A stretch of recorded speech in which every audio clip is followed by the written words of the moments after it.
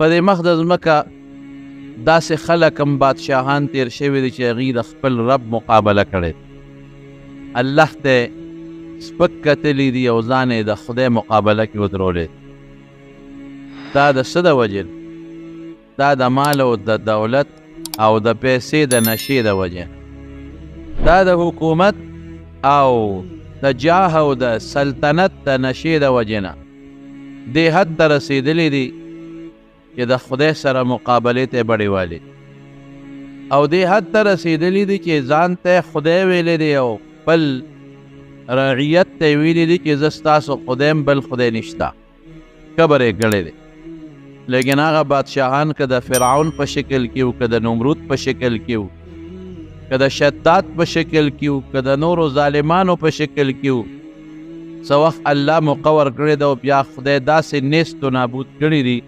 چې تر ننه پورې د دنیا د خلکو دپاره د عبرت نمونې دي. او ځکه خو الله فرمایي فانظر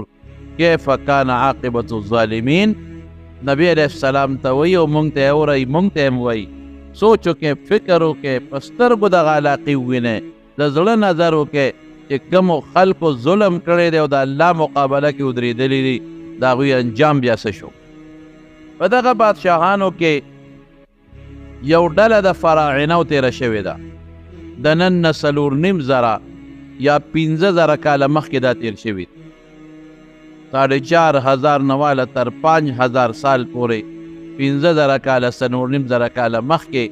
یو ډله تېره شوې ده. او د عربو په دې علاقو خصوصا مصر،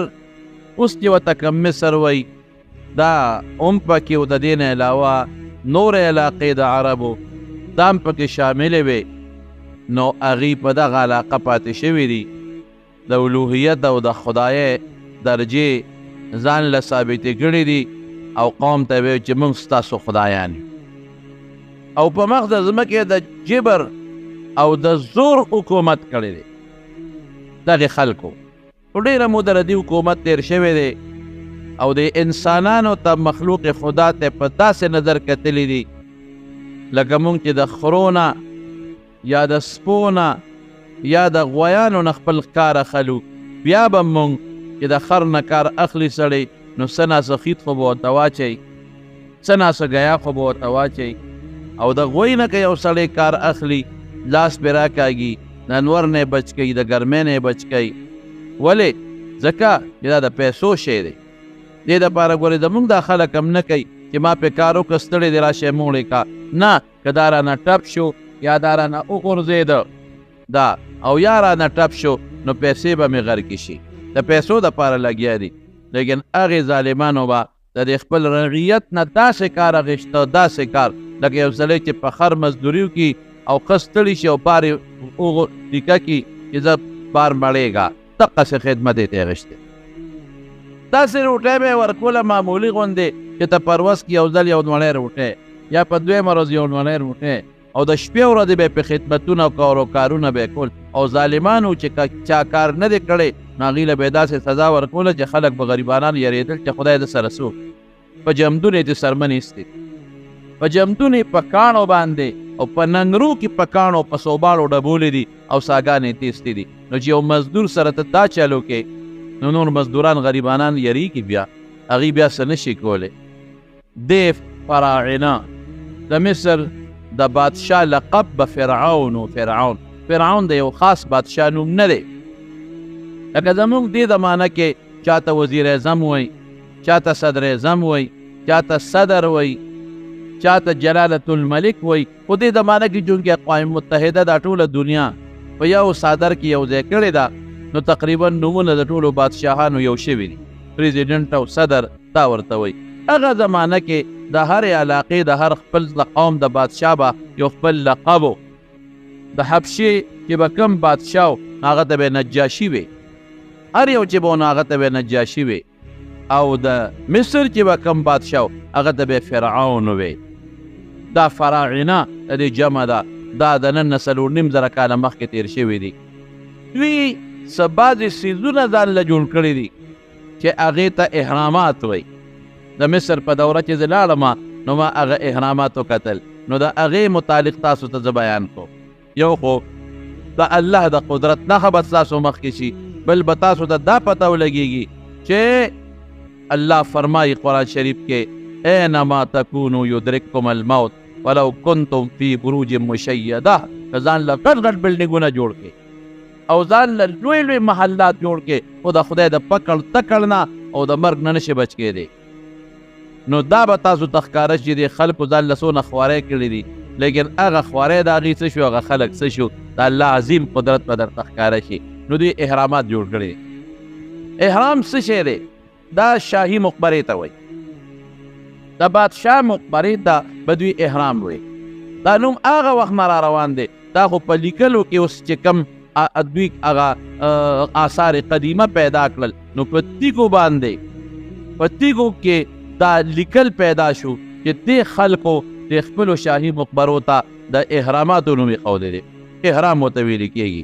شاهي مقبره څنګه ده؟ لکه زموږ د مقبرې په شانتې نه ده چې زموږ مقبره کې دلته قبر ښخ که دلته ښخ که دلته قبر وکنه وه، دا نشته. یو غټ بلډینګ دی جوړ، او په هغه بلډینګ کې تنه به دوی ځان له قبرونه جوړ کړي او هغې کې به دا پراته وو غټ غټ بلډینګ. څومره احرامات شاهي مقبرې، او دې کې به د دې بادشاهان ښخېدل، د بادشاهانو بچي شهزادګان به پکې ښخېدل، د هغوی خاص وزیران چې کوم خاص وو هغه به پکې ښخېدل، او ورسره به جمدي خپل غلامان او وینځې پکې وردننه کولې او دا به ورسره بندولې. ولې؟ هغه وجه درته وایم. نو تاریخ لیکي د آثار قدیمه والا چې دا څومره احرامات دي، دا ټول په دنیا کې او په ورلډ کې خو دغه سیمه ترې ډکه ده، تقریبا 52,000 احرامات، 52,000 مقبرې دي. 52,000 دې کې بعضې معمولي ښکاره شوي دي، شګو کې غیبې دي، بعضې پوره ښکاره شوي دي، او بعضې آثار قدیمه والا وایي چې دا اوس هم شته، خو د هغې موږ لا اوسه پورې تحقیق نه دی کړی. په دې کې مشهورې مقبرې چې دوی پیدا کړي دي هغه 138 دي، 138 138 مقبرې. موږ ځای په ځای چې کله په مصر ته د قاهرې نه ووتلو، په یوم ته تلو، نو په لاره موږ بعضې وړې وړې مقبرې د احرامات ولیدل، خو غټ 3 احرامات کې 3 مقبرې غټې دي. هغه 3 مقبرو له خلک ورځي، د هغې باقاعده چې ورځي ټیکټ بالې، د انټري بیا جدا ټیکټ ته چې وردننه کېږي، او که ته بیا وایې چې د مقبرې ته دننه داخلېږم د احرام ته، د هغې ځان له خپل ټیکټ دی، هغې له بیل ټیکټ دی. موږ لاړو، موږ وایو چې په 3 واړو مقبرو ورتل خو ګران هم دي، ټیکټ هم ګران و، او موږ وایو چې یاره د یو احرام ټیکټ به والو، دې کې به دننه ورشو وبه چې دننه پکې څه دي، او دغه احراماتو کې هلته چې سړی لاړ شي ټیکټ والي، نو بیا هغې ظالمان هم دې ته ناست دي، ټوله پیسه هم په دې سیس پیدا کوي. هلته بیا ټانګې دي، نو هغه ټانګې هم داسې جوړې کړې دي چې هغې کې مخکې یو سیټ دی، شاته پکې سیټ نشته.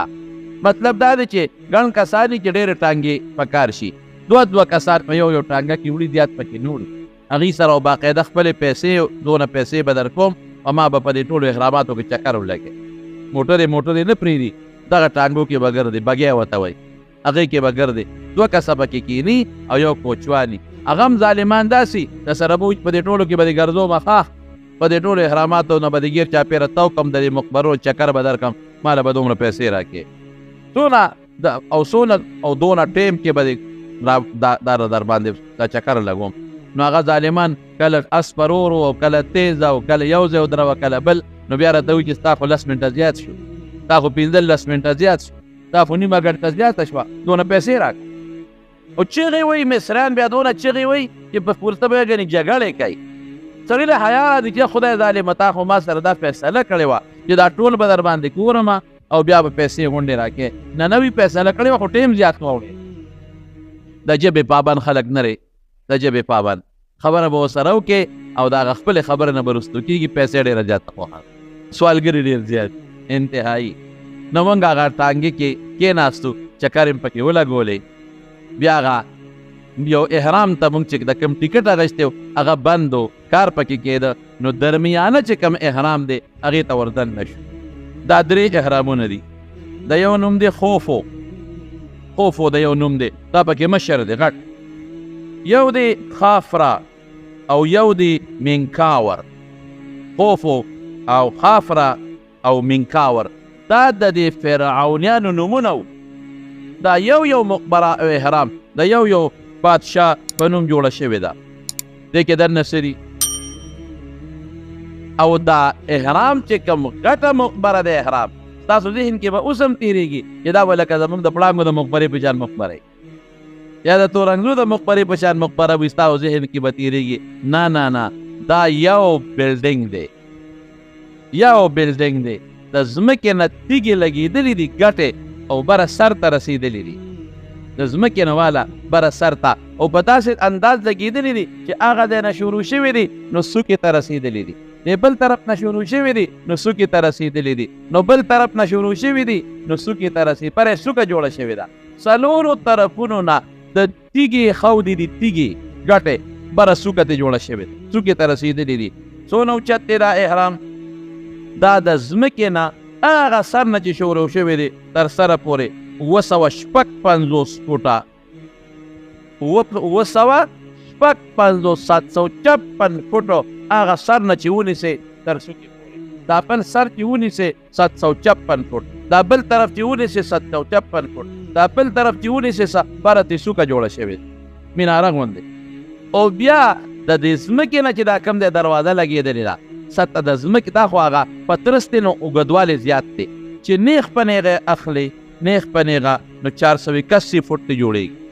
481 فوټه. دا یو بلډینګ دی جي، دا ټولې ګټې دي، ګټې څومره ګټې لګېدلې دي هغه هم درته ویم، ګټه څونه ده هم درته ویم، خو په څومره رقبه دا یو جوړ شوی دی، دا یو مقبره دا په 19 ایکړه جوړ شوی دی،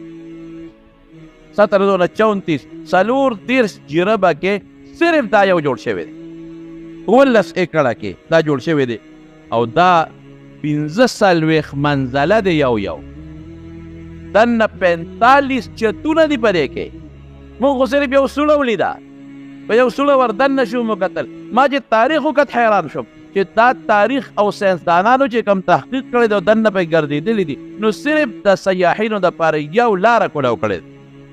یو لاره یې کولاو کړې ده. هغه لاره هم درته ویم چې هغه په کوم بنیاد ده، دا 45 منزله ده،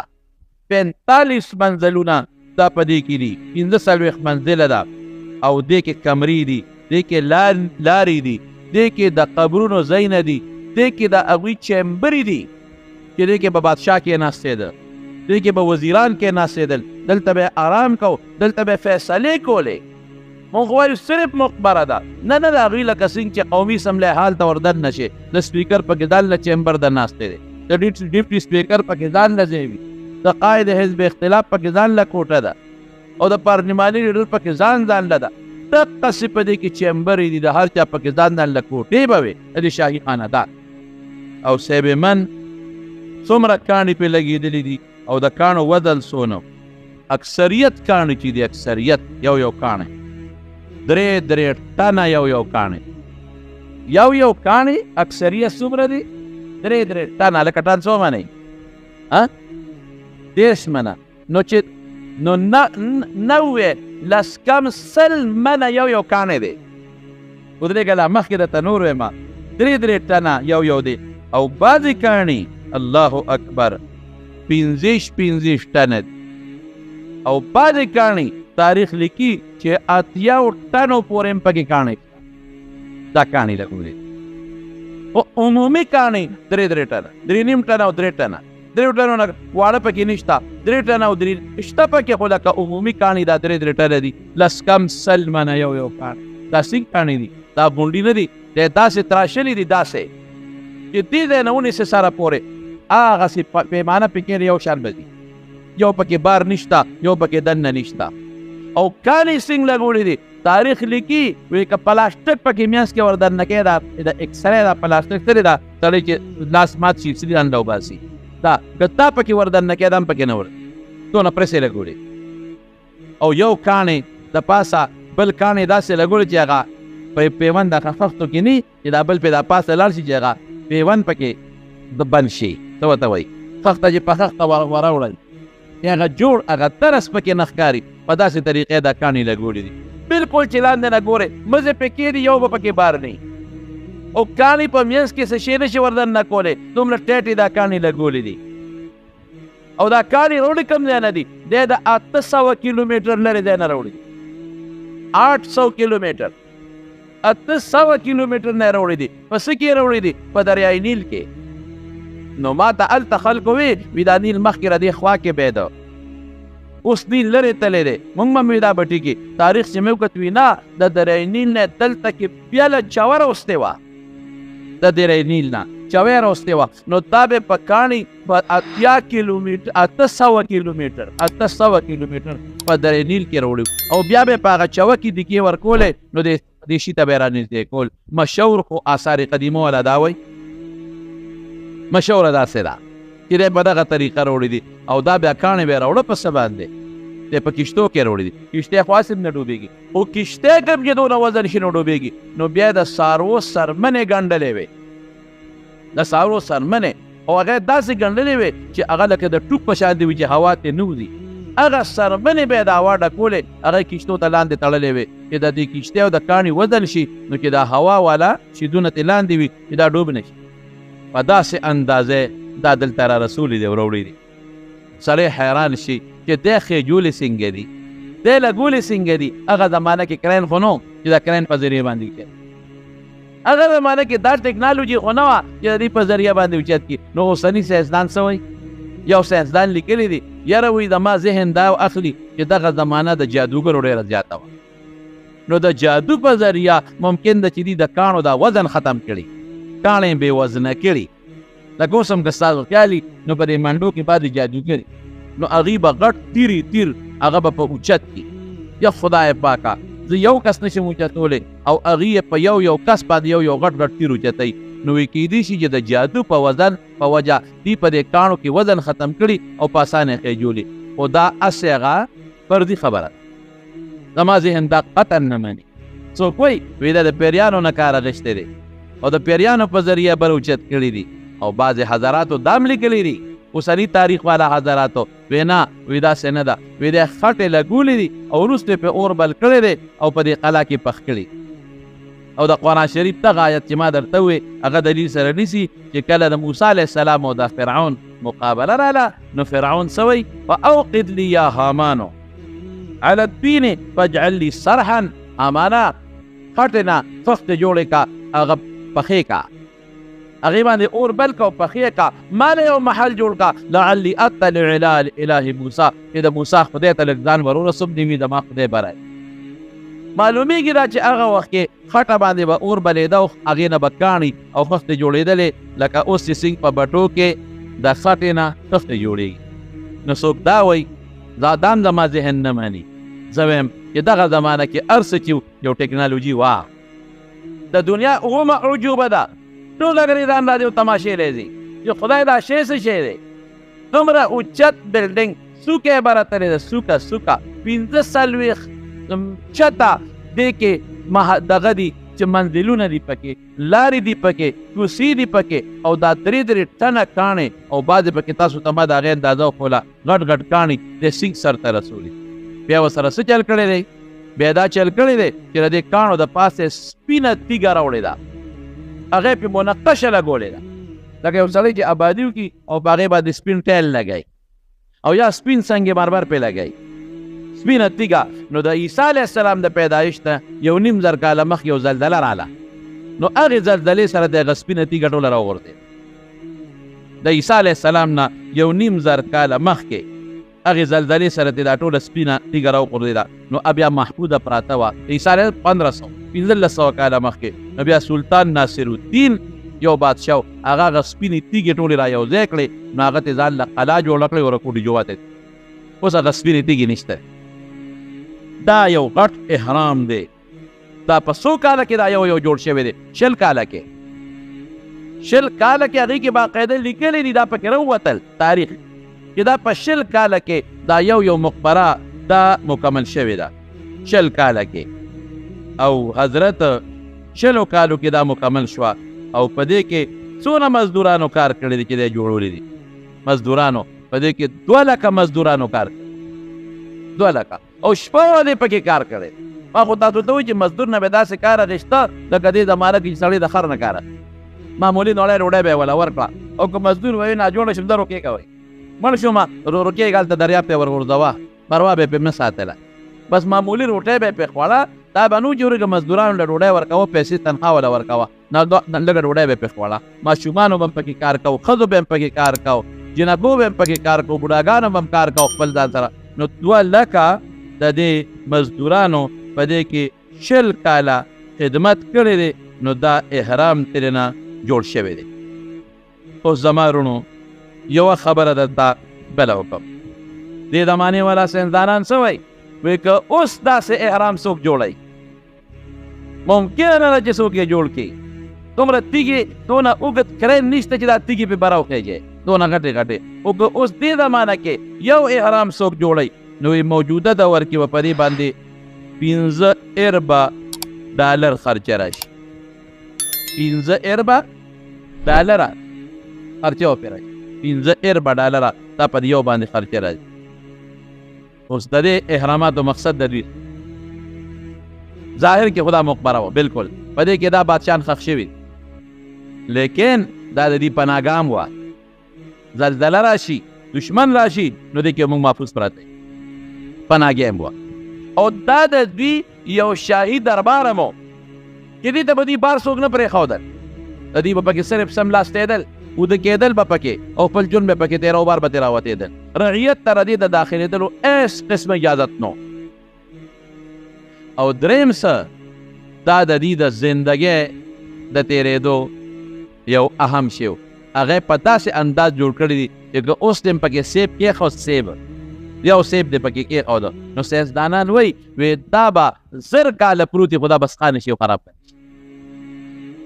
هغې کې په داسې طریقه جوړه کړې ده چې د نور دا رڼا دا په یو خاص تکنیک نور نه ښکاري لاندې نور دا شعاع چې موږ ورته ګرځو دا نی خو دا نور هغه چې کم هغه د شعاع ده هغه په یو تکنیک لاندې رسېږي د شپې د سپومې د ستورو هغه لاندې رسېږي نو ما یو کتاب کته نو هغې کې لیکلي دي په هغه کتاب کې چې د شګاګو یونیورسټۍ یو پروفیسر و شګاګو یونیورسټۍ یو پروفیسر دی د هغه نوم دی جیمز برسن که برنس دی جیمز برنس د 15 ورځې هغې کې خوب وکړه وردن نه شو او پکې اوده شو وی تر څو چې د نیم راویښ شوی ما به نه پاسوی 15 ورځې مسلسل دی پکې اوده او چې راپاڅېده نو په وجود باندې هېڅ قسمه د خوب یا د بېهوشۍ یا د بیمارۍ یا د ستړې ورنه چې راپاسې خامخا وجود کې فرق وي یا د لوږې یا د تندې یا د متیازو یا د غلو هېڅ قسمه دسه ضرورت محسوس 15 ورځې دا پروفیسر وده دی 15 ورځې او چې راپاسېده 15 ورځې سړی ودس پاتې نه راکوټ یې نه وردي لوی نه وردي ورته حالت یې نه بیږي ستړی کېږي نه په ډډه نه وړي 15 ورځې پس عام خلکو وړاقاو چې پس یې که د خدای بنده راویښ شه وی ولې تاسو زه ویښ کړم ما کتل چې زه به څومره پورې ودیم چې راویښ شو ته به یې ګنې 15 منټه مخکې وده شوی نه اودس ماتي د غټ نه د راکوټي نه ستړی نه لوږه نه تنده 15 ورځې کې سړی څو نوګي کېږي دا د شګاګو یونیورسټۍ په 1935 کې 1935 کې او دا ولې موجوده ساینسدانان وایي دې کې یو قسم انرژي ده یو کاسمیک ورته وایي یو کاسمیک یو انرژي یو طاقت په دې کې دننه پروت دی او دا یو کاسمیک انرژي ساینسدان وایي چې دا څومره سړي وجود کې دردونه راځي دا یو کاسمیک انرژي پکې ختمه شي سترګو نظر کمزوري کېږي یو کاسمیک انرژي پکې ختمه شي دماغ کمزوري شي دغه انرژي ختمه شي سړی بوډا کېږي وجود کې دغه طاقت ختمېږي سړی ته څه مشکلات راځي پریشانی راځي دغه طاقت ختمېږي سړی ته وسوسه راځي دغه طاقت ختمېږي سړی غوږونه کړېږي دغه طاقت ختمېږي د سړی غاښونه خرابېږي دغه طاقت ختمېږي د سړی خېټه خرابېږي دغه طاقت سړی بوډا کېږي دغه طاقت ختمېږي او دوی په دې احرام کې داسې یو تکنیک کړی دی چې دغه انرژي چې دا چې دوی ورته یو کاسمیک وایي زه خو پرې نه پوهېږم خو دا کتاب نه مې لیکلی ده درته یو کاسمیک انرژي وایي دا په هغې کې په وافر مقدار موجوده ده سړی چې ساه اخلي دغه انرژي وجود ته دننه کېږي نو دې به بوډا کېږي نه هر څو ورځې چې پکې پروت د وجود بدل نه کوي هر څومره چې د سترګې نظر به نه کمزوري کېږي د غوږ طاقت به نه کمزوري کېږي بهر کې زما وروڼو دا دوی جوړ کړل ځان له یو لوی شی او عجیبه دا وه چې کوم ساینسدان د دې هغه آرکیټیک دی نقشه پیش کړه او په داسې طریقه به دا جوړو نو چې دی جوړ کړه نو ظالم بچي هغه مړ کړه ساینسدان هغه مړ کړه هلکه دومره قابل سړی و چې وایي دا به سبا بل له جوړ کړي راشه سړی ختمه وه لیکن ساینسدان خو بچي وي ساینسدانان وي هغوی چل پیاز تکه نو دا نور احرامات پکې جوړ شوي خو زما وروڼو موږ وردن نه شو یو احرام ته صرف یو لاره باندې ما سره حدیث احمد هم زما را ماما زوی ده شاه هغه هم را سره و الله دې خوشحاله کړي یو بل ملګری دی چې هغه موږ سره راهبر و غالبا چې هغه هم را سره وردن نه شو نو موږ چې هغه احرام ته وردن نه شو نو لاندې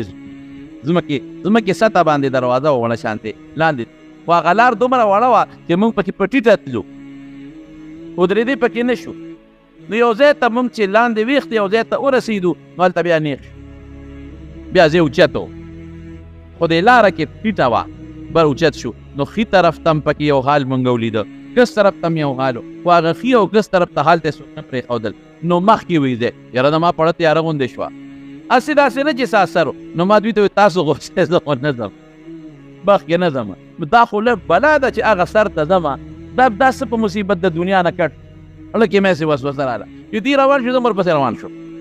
نو بره بیا ختېدو هغه سر ته وختو چې وختو لږ ځای کې بیا په ټیټه لاړو یو غټ حال و صرف موږ پکې دا یو لاره ولیدله یو حال ته ورلو هغه حال څو هغه د دوی د قبر ځای و لوی حال و تقریبا یاره دونه خو به تقریبا خدای به دې نه خطا کوي خو څه 25 فوټ په پلنو او 10 فوټه تقریبا یا 20 فوټه 25 بای 30 داسې تقریبا یا 25 داسې به 15 فوټه په پلنو او 10 فوټه داسې او برخه مزېدار د ګټو چت دی ورباندې نو هغې ته موږ ورلو نو هغې کې د یو بادشاه د قبر ځای و اوس یې تېویستې دي اوس عجیبګر کې دا بادشاهان پراته دي خو بادشاه چې به پکې ښه څه چل به ورسره کوم مړه تاسو باندې به زما دا خبرې ټول داسې ښکاري لکه چې دې په خوب کې لګیا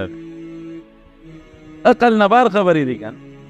هغه ځای بادشاه چې به ښه و حیران چې سړی نو بادشاه داسې نه ښه چې ځمکه کې کنده ولو که نه او تابوت به یې ولې جوړوي کې به ښه تابوت د څه دی د کاڼي دی تابوت د کاڼي دی د کاڼي صندوق د کاڼي صندوق څومره دی او ته پته چې د هغې قدونه زموږ نه څه لیشت دوه لیشتې زیات و او پلنه مو او بیا چې یو صندوق جوړوي خو کولاو جوړوي که نه نو د کاڼې وله تراشلی دی هغې نه صندوق جوړ کړی دی کاڼې تراشلی دی دننه نو صندوق جوړ ښه کولاو که صندوق او د کاڼي د پاسه بیا سر یې ښودی هغه سر یې څنګه دی هغه سر باندې بیا بوت جوړ کړی دی د دوی د خپل خدای بوت پې جوړ دی چې هغه سر را نیغ کړي که نه نو تا ته به بوت داسې ښکاري چې را نیغ کړي خو هغه پې د پاسه پروت دی د پاسه پې بوت دی باقاعده مخ خېټه لاسونه پې سینه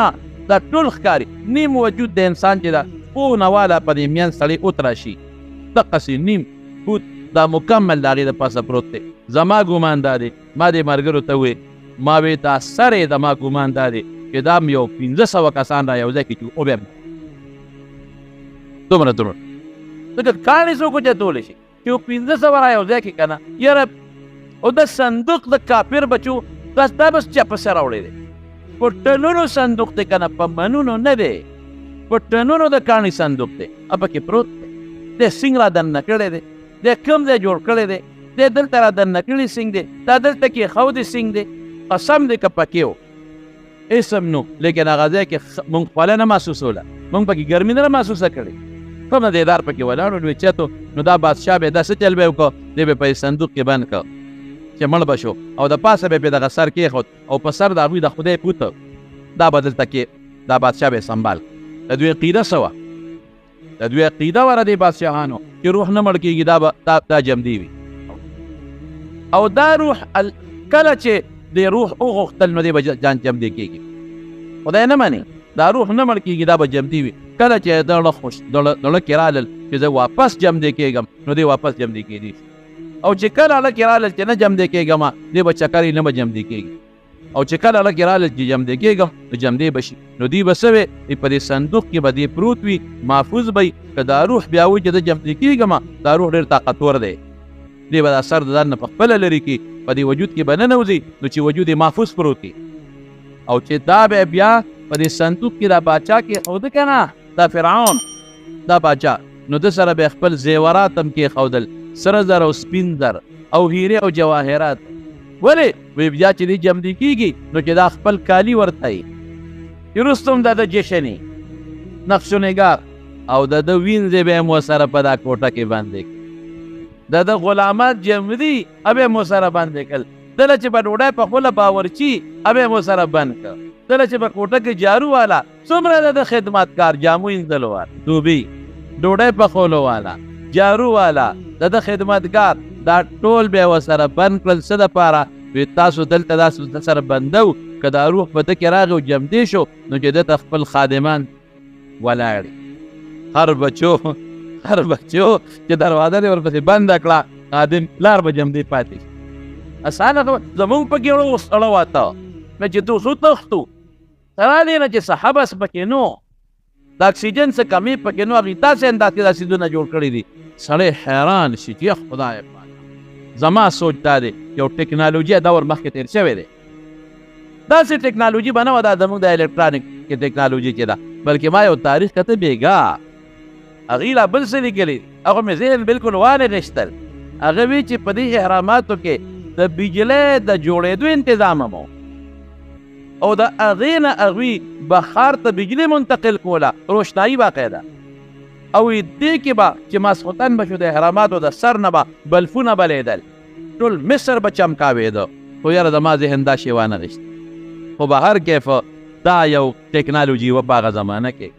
موږ ته اوس پته نشته ځکه څو ځله دا دنیا خدای غرقه کړې ده چې هغه ټکنالوژي څنګه وه په کوم انداز دا کاڼې ښې جوړې دي په کوم انداز ځکه سیمټ لنټر پکې نشته سیخ پکې نه دی لګېدلی لرګې پکې نه دی لګېدلی ټوله تیږه ده او خټه ده په کومه طریقه دوی دا بلډینګان جوړ کړي دي نو دا به ورسره ټول دا سره او سپین او نوکران او غلامان او وینځې دا به ورسره بند کړل ولې بادشاه صاحب په بیا جمدې کېږي نو چې بادشاه صاحب جمدې شي نو چې دا خپل کالي او زیورات هم ورته وي او دی همقسې نقش و نګار کړي او تاسو خپل خدمت هم وکړئ زما وروڼو دا احرامات دي دا د دنیا اومه اعجوبه ده د دنیا اومه اعجوبه ده د احرامات دنیا ورځي او ګوري ورته او تاریخ هم لیکلی دی دا به په دې کې دا بادشاهان خاخول دا چې کوم د موسی علیه السلام د زمانې کوم فرعون ولید ابن مصعب ابن ریان مشهور داسې ده څه نومونو کې بعض علما اختلاف هم کوي نو دی هم په دې کې پروت و بلکې یو خبره یو تاریخ کې وکتله چې د عیسی علیه السلام د پیدایش د 500 کاله مخکې په دې یو احرام باندې غلو حمله وکړه نو چې دننه پکې څومره سره و سپینو هر بچو ته هغه ټولو تختوله بنګړي منګړي به دوی اچول هغه د غونډو تختول به هر کیف د موسی علیه السلام د زمانې د فرعون دا مخکې یو علاقه ده دی هلته ښخ کړی او دا خپل سامان او دا سره سپین یې ورسره ښخ کړي هلته غلو پې حمله وکړله نو هغې بیا راویسته نو بل ځای ښخ کړه نو هلته پې غلو حمله وکړه ځکه دوی به ورسره خپل سره سپین یې ښودل نو بیا هغه د احرام ته راوړو نو په دې احرام کې پروت نو دا تقریبا 1905 په دغه کې 1898 کې دی بیا پیدا شوی دوه کم یعنی 1998 کې دی پیدا شوی دی 1800 ولې قرآن شریف کې رب العالمین فرمایي یو انسان که ډېر هم سر اوچت کي او ډېر هم ته سر اوچت کې لا تمشي فی الارض مرحا انك لن تخرق الارض ولن تبلغ الجبال طولا الله وی ځان پسې خپې مه راکاږه او سر نیغ مه کوه چې په سینه داسې ګرځئ په ځمکه کبر سره مه ګرځه لا تمشي فی الارض مرحا انك لن تخرق الارض که ته ځان پسې دا خپې وې که نه مټې وې والله که دا ځمکه وشلې اسم نشي کولی او که دا سینه داسې وړې د کبر نه نو اسمان ته سر نشي اوچتولی انسان بسي او د انسان کبر بسي یو غاښ باندې چې دی دړ شي ټوله شپه تا نه بچي ښځه خوب نشي یو خېټه چې دی دغه شوه بې اعتداله شوه او دل پرې راغی دستونه دي شو ټول کور درنه بیا بېارامه وي په خېټه درد یې ما ډاکټر ته رسوي. نو کوم انسان چې خپل اودسمات یې ځای ته نشي رسولی، کوم انسان چې یو غاښ د تړ نه ځان نشي بچ کولی که نه، کوم انسان چې د یو ماشي د ټک د وجې نه دی ځان نشي بچ کولی، هغه انسان به سي او کبر به سي. تکبر لویي هغې ذات سره ښایېږي چې هغه له بیماري نه راځي، مرګ ولا نه راځي، فنا ولا نه راځي، محتاج چاته نه دی، بیماریږي نه، مرض نشته، ډاکټر حکیم ته محتاج نه دی، بچو ته ښځې ته نشته او نه ورته محتاج دی. هغه ذات که وي زلویم نو ویلی شي فرعون ته ګوره لویوالي ته. الله پاک قرآن شریف کې فرمایي د خو د خدای مقابله وکړه، چې څه وایي حامان ما له خټه باندې اور بل کا، خښتې راله جوړې کا، فجعل صرحا یو محل راله جوړ کا، لعلي اطلع الى اله موسی، د موسی خدای سره یو خبره کومه، هغه سره مخامخ کېږم، واني لاظنه من الکاذبین. دا موسی خو دروغجن دی، د پې ګمان کوم چې دا دروغجن دی. الله قرآن شریف کې فرمایي فاستکبر هو جنوده فی الارض، تکبر یې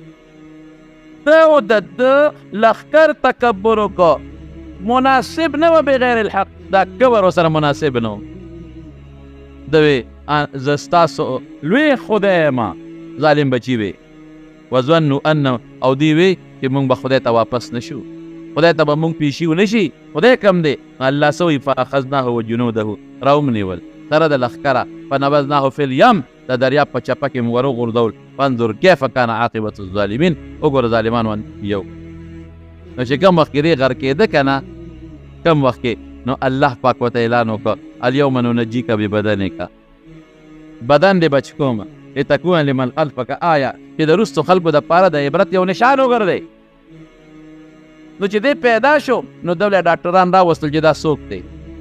نو چې معلومات یې واغېستل کوم ځای کې راووت هلته کتبه هم لیکلې وه، دته به رمسیس ثاني وی. دویم نمبر فرعون ظالم جابر، نو پته ولګېدله بیا د په وجود د پاسه نمکي ته نمکي ده، نمکیاتو، ځکه د سمندر بحر قلزم به مالګیجنې دي، نو هغه د مالګې ته ته لرې که او د نور هم هغوی محفوظ که، هسې خو الله د حفاظت ذمه داري اخېستې را، هغوی نور هم محفوظ که. هغه مومي چې وي چې دوی وله څه دا جوله غوندې پې اچوي چې هغې سره نور هم محفوظ شي، نو د مصر په عجیبګر کې پروت دی. نور هم ډېر ریستی دي، یو نه دی څومره ولکه مانا نسخمه ده خو یېر دي 11 دا غټ بادشاهان په هغه عجیبګر کې پراته دي. او هغه جوله یې پې مږلې ده د پاسه، هغه جوله چې هغې سره خرابېږي نه، دا پکې روتې دي او دا په شیشو کې بند دي، او یو حال کې 11 واړه پراته دي او په شیشو کې بند دي، او هغې ته مخصوص دغه لګولی دی ایسي، هغې کې دننه شیشه ده ښکاري، او دننه یې ورته ټمپریچر لګولی دی، په هغې یې لیکلي دي چې دې وخت کې د دومره ټمپریچر دی چې خراب شي. هغه میوزیم ته هم د لاړه، دا خو هغه احرامات او هغه مقبرې وې چې دننه مونږ ولیدلې. میوزیم ته چې لاړو اهو سړی حیران شي کوم شیدونه پکې پراته دي. د دې فرعونیانو د استعمال څیزونه، لوښي، پیالې، چانکونه، ځان له چیمبرې دي د یو څیز د استعمال لوښي ټول پکې پراته دي. دغه د سرو زرو لوښي، د سپینو زرو لوښي، د تانبې لوښي، د سپیلو لوښي، د اوسپنې لوښي، د ټیکرو کټویو لوښي، دا ځان له چیمبر کې پراته دي. دا هغه څیزونه چې دوی به استعمالول او د دې قوم به استعمالول، دوی به بالخصوص استعمالول او د دې قوم به استعمالول. ځان له پراته دي ناشنا پیالې، ناشنا منګي، ناشنا دیګونه، غټ دیګونه پکې پراته دي په میوزیم کې، په څه ورته ویل لکه د عجیبګر کې. بل چیمبر کې لاړو وکتو، نو بل چیمبر کې د دوی د کالي پراتو، سره او سپین، اوهو والی، بنګړي، تاجونه، غټ هارونه، خدای چې دا به تیتا چول که سچه به چول، غټ هارونه. یعنې زما د زوی انیس احمد ده وله تصویرونه ایستل چې دا زه وباسم دې سیزون له تصویر، غیر جاندار شی دی که نه، هغوی پابندي له تصویر به نه وباس. د نه یې موبایل واخېسته، تصویرونه دې واپس ډیلیټ کړل، ختم یې کړل، وایي دلته پابندي ده. مکمل د سرو د سپینو، دا به غټ دوکان دی. دوکان څه ته وایي؟ یو غټ سټور دی، په دې دیوالونو د پاسه په المارو کې شو کې بند، او مخامخ شوکیسونه یې په هغې کې بند، ټول خلک ګرځي، په سوونو خلک پکې چکر لګوي، او هغې ته یې باقاعده لیکلي دي چې دا د ده بنګړي وو، موسی علیه السلام ته نه وي وایي ته غریب سړی لولا القي علیه اسوره من ذهب وایي زما د سرو زرو بنګړي دي ستا بنګړي شته وایي دا و پښتانه وي خوار ملا ته ګوره ما سره مقابلې ته ګوره خوار ملا ته ګوره ما سره مقابلې ته ګوره پښتانه وایي نو تا څه دي ما سره دا د بنګړي د لاس کې مې اچولي دي راشه که نه ما سره ته مقابله کولی شي بنګړي پراته دي بنګړي دي پراته دي نن خلک تماشې کوي هر بچیا قبر کې پروت دی څه به د سره خدای کوي لاړې زه خو چې ورتلم ما ده ته وګوره سیل په نیت به نه ورځو ګناه ده انظر کیف کان عاقبة الظالمین په دې سوچ به ورځم چې الله وي وګوره انظر دواړه معنی کومه ظاهري معنی وګوره او دا معنی هم کولی شم مجازي چې سوچ وکړه فکر وکړه خو ظاهري معنی هم دا ده وګوره چې ظالمانو نتیجه څه شو انجام مې ګورو ظالمانو انجام ګورو چې ظالمان څه شو کوم طرف ته لاړل او مې پیغور له ورځو اولې رسول الله مبارک چې کله بدر کې ابو جهل او د هغه ملګري مردار شو او اکثریت یې په کوي کې وغورځول القلیب بدر غټ کوي کې نو نبی علیه السلام مبارک په درې مرو صحابو ته ماته څاروي باندې دغه کته واچوي صحابه ورته کته واچوله روان شو صحابه ورپسې روان شو چېرته ابو عمر رضی الله عنه ورسره دی نو کویله ورله القلي هغه کویله چې کوم کې ابو جهل او پراتو نو پیغمبر مبارک پیغور ولور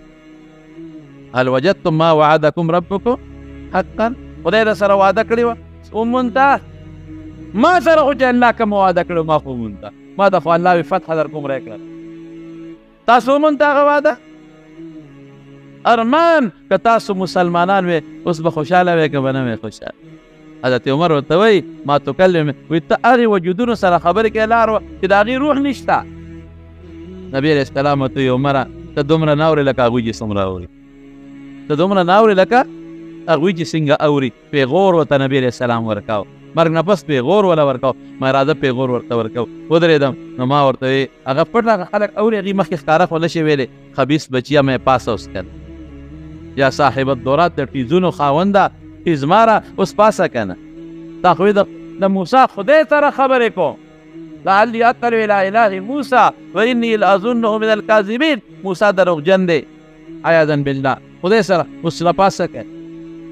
پرې مې پوه دی چینجو منجووالی د هغې ولې د دغه نه جوړه کړې ده مومیاتو د وجې نه او باقي وجود نیم لاندې دی کپړه تاو کړې ده هغه څه شیدونه یې پرې لګولي دي چې خراب نور نه شي او مخې ښکاري باقاعده او د هغې قانون به ده چې مړ به شو لاسونه به یې داسې ولې ښودل لاسونه به یې راغونډ کړل ولا یو بل د پاسه به یې ښودل د هغوی دا قانون هغسې لاسونه دغسې یې ښودي دي او خاص پیره شکل د خبیث ته بچي ما ټیزن بچي پاسه اوس کن اوس به درته پته لګېدلي چې الله به راسره څه کړي څومره عذاب کې به ته مبتلی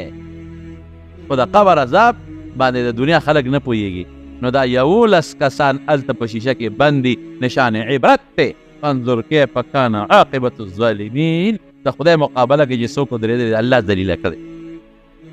نمرود ته وګورې یو ماشي باندې خدای تباه یو ماشي باندې د مارونو قبر به نه کوو لویي به نه کوو په قبر او په لویه الله خفه کېږي دا د خدای جامه ده الکبریا او ردای الله وي زما صادر دی زما صادر کې ما سره څوک ځان نادنده کوي ذلیل به کړم کومه خوشي شي زه به څه قبر وکړم ته به څه قبر وکړې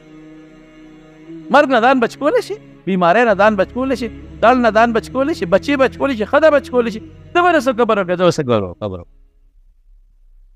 نبی کریم صلی الله علیه وسلم یو ځل په مدینه منوره کې تېرېده صحابه ورسره یو ډېرانو چې ته پخواني ډېرانو اډوکې پې پراته دي او زړې جامې پې پرتې دي او هر څه پراته دي بعضې وخت کې زموږ په دې وطن کې هم پخوا یو شاملاتي غوندې ډېرانو خلکو بیا هر څه غورځولو یو خاص به نو صحابه پوزې پټې کړې رسول الله مبارک فرمایي دا څه شی دی وی صاحب دا ډېران دي نمړه څه شی دی دا زړې جامې دي زاړه اډوکې دي زاړه خوراکونه چې څښا چې دلته غورځولې دي ډېر هوښیار ډېر پویه خدای ورکړې ډېره پویه الله سره نسبت دی د پیغمبرۍ که نو څه وایي وایي نه دا هغه شی دی چې کوم دپاره مسلمان وجني جامې له مسلمان پیسې له وجنې پیسه باندې جامه چی کوي پیسې له وجنې جامې له وجنې ډوډۍ له وجنې خوراک له وجنې ادا یې دلته پراته دي پوزه دې پټوئ دا خو هغه شی دی چې تاسو په یو بل وجنئ مسلمان د مسلمان عزت پې اخلي دا هغه شیان دي نن پوزه دې پټوئ نو چې کوم انسان په خېټه کې هغه بلا پرته ده چې راوځي نو دې ته خپله پوزه پټوي چې د خېټې نه راوځي نو دې خپله پوزه پټوي او ځان د خلکو لرې کوي څوک رانه خبر نه شي او ډېر لرې ځم چې کوم اواز ورسره وځي چې هغه څوک ونري نور لرې ځم چې کوم بوی ترې راځي چې هغه څوک خبر نه کړي نو مړه دا انسان ته ګوره قبر الله ډېر ښه کوي عجیزۍ باندې الله ډېر خوشحالي موږ د الله د قبر نه وساتي الله دې په موږ کې عجیزي پیدا کړي نو دا فرعونیان پراته دي یو بل حال ته لاړو یو نو اوهو هغې کې هغه صندوقونه پراتو چې کم کې به دا بادشاهان ایښودل او دفن کول به نو یو صندوق په ټنونه ونو خدای دی جوړ کړی څنګه دي د کاڼي نه تراشلې څنګه دي دننه څنګه جوړ کړی دي سر له پکې ځان له ځای جوړ کړی دي د خېټې جدا ځای دی د خپو جدا ځای ډډ او سر او د هر صندوق سر وسره پروت دی او هغه سر باندې د دوی د خدای بوت دی تصویر نه بوت باقاعده مخ غوږونه هر څه شته دی او وره بای صندوقونه د لرګي پکې شته بای صندوقونه د اوسپنې هم شته بای صندوقونه د پیتل او د تانبې هم پکې شته سرو زرو په شان ښکاري او بعضې صندوقونه د سرو زرو هم شته خبیث بچو پاکستان له راکړئ چې زموږ پیسه مه شي چې دا ډکري کړو چې زموږ دا پیسه سمه شي خدای پې سمه کړي نو هسې په عجایبګر کې پراته دي د لرګي د تانبې یو نه دی که نه 20 نه دي 30 نه دي بلا شي دي دا ټول صندوقونه د دغې شاهي مقبرو احراماتو نه رایستې دي چې د هغې دریافت کله وشي نو په دې عجایبګر کې پراته دي ګرځې به نو خلاصېږي نه نو لاندې چت کې نو بره چت کې دا صندوقونه پراته دي دا د اوسپنې او د کاڼو د سرو او د سپینو د لرګو د پیتلو او د تانبې او په هر یو د پاسه د دغه خبیث فرعون دې ته به خدای وي د هغه بوت پروت دی د هغه د پلار بوت پې پروت دی او د هغې هغه ډانچې پرتې دي پکې دا ناشنا سي دي د هغې زمانې تورې پکې په میوزیم کې پرتې دي میچنې پکې پرتې دي غشي پکې پراته دي زغرې پکې پرتې دي نیزې پکې د هغې پرتې دي د هغې زمانې زینونه پکې پراته دي زانګوګانې پکې پرتې دي تر دې حده پورې چې دوی به په کومه شیشې کوټه کې ناستو د دې ډولۍ به وې اوهو چې دوی به پکې خر بچي ګرځوله د شیشې چې خدای شیشه هاروره خو مخکې د سلیمان هم زمانه کې وکنه خلک به اوس ټکنالوژي اوس خو ته په مشین جوړی اب په لاسو شیشې جوړولې اوس خو کارخانه ده او بجلي ده نو ته پکې شیشه جوړی اب په لاسو شیشې جوړولې سلیمان علیه السلام چې کوم وخت کې هغه شیشې دغه شیشه د دریاب د پاسه نه وه خوره کړې دې ته ټکنالوژي وایي هغه زمانه کې یو دور تېر شوی دی بس خو دنیا تباه شوې ده نو هغه اسباب او هغه حالات موږ ته په نظر اوس نه راځي چې هغه څه شی دی اوس نه دی نو سیا به د شیشې کوټه پای کې کرسۍ دا څه شی دی لکه په هغې لیکلي دا به د دې د بادشاه او د قاضي د فیصلو کوټه او دا به اوچتوله وړه یو ځای نه به بل دی ته به مزدورانو په نوکرانو وړله مې دغه مزدوران هم خدای پاک بس څه بلا به او ظالمان دا به ګرځول دا ملکه ده د بادشاه ښځه به ځان له یو شی خاتون اول دا به کې خاتون اول ده او دی بچي دی او دی زامن دی خلاصه دا وه چې په میوزیم کې وګرځېدو خو ستړی شو پکې نور پکې نه شو ګرځېدی ما ده ته مې ځای چې ځو ته بس موږ خو د یو عبرت لپاره رالو او د یو سوچ په شکل رالو ځکه الله په قرآن شریف فرمایي او لوی عبرت هم دی الحمدلله داسې ښکلي واقعاتو اورېدو دپاره زموږ چینل سبسکرایب کړئ خپلو ملګرو سره شیر کړئ ډېره مننه